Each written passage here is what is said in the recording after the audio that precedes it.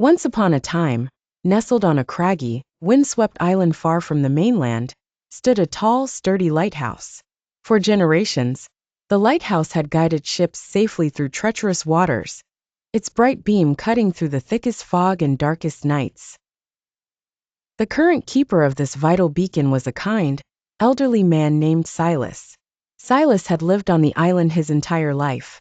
He'd inherited the role of lighthouse keeper from his father, who had inherited it from his father.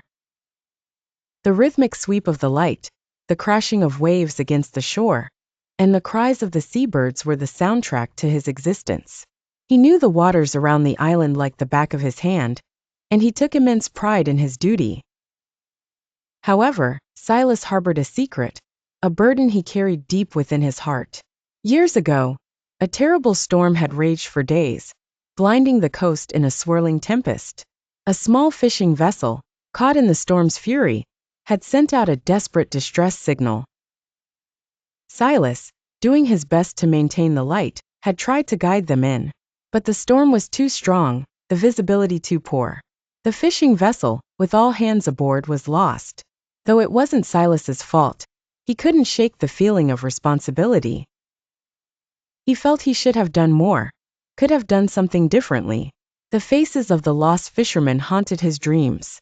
He became withdrawn, his once jovial spirit dimmed by guilt and regret. One day, a young woman named Maya arrived on the island.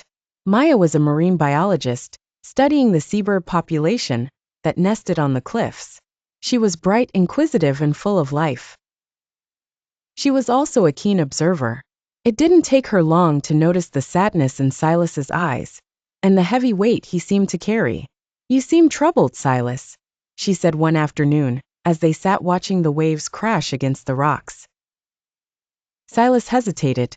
He hadn't spoken of the lost fisherman to anyone in years, but something about Maya's genuine concern made him want to confide in her. Slowly, haltingly, he told her the story of the storm and the fishing vessel.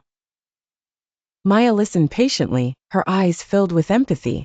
When he finished, she didn't offer empty platitudes or dismiss his feelings.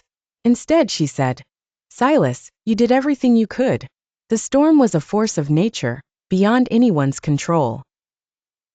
Silas shook his head. "But it wasn't enough," he said, his voice thick with emotion. "They still died. But how many other ships did you save that night?" Maya asked gently. "How many lives did you protect, because you kept the light going? You can't let the tragedy blind you to the good you do every single day." Maya's words struck a chord within Silas. He had been so focused on the one tragedy that he had forgotten all the times he had successfully guided ships to safety. He had allowed the darkness of regret to overshadow the light of his service. Over the next few weeks, Maya and Silas spent hours talking. Maya shared her knowledge of the sea and its creatures, helping Silas to reconnect with the beauty and wonder of the natural world. She encouraged him to focus on the present and to find joy in his work. She also introduced him to a new hobby, carving small wooden boats. Silas, who had always been good with his hands, found the activity therapeutic. As he carefully shaped the wood, he felt a sense of peace he hadn't experienced in years.